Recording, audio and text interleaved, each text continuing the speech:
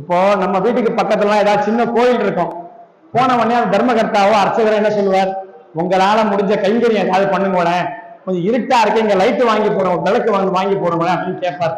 நம்ம என்ன பண்ணுவோம், 100 ரூபாய்க்கு ஒரு டியூப்லைட் வாங்கிட்டு 150 ரூபாய்க்கு பெயிண்ட் வாங்குவோம். எதுக்கு? அது மேல நம்ம பேர் எழுதணும். பெரிய பேரா இருக்குன்னு வைங்க, அது ஜாதி பேரோட சேர்த்து பெருசா இனிஷியல் பேரு, பின்னாடி வரக்கூடிய நம்ம குலத்தோட பேரு, நம்ம படிச்சது, கொடுத்த நாள், இதுக்கு முன்னாடி உபயம், அதுல இருந்து வெளிச்சம் வருங்கிறது.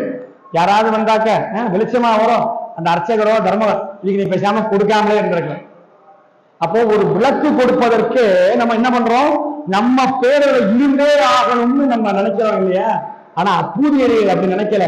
எனக்கு இந்த அருளை கொடுத்தவர் என் குரு, அதுவும் பார்க்காத குரு. அப்படிப்பட்ட குருவோட பேரை வைக்கிறது தானே எனக்கு ரொம்ப சந்தோஷம். அதனால என்ன பண்றாரு, குருவுடைய பேரை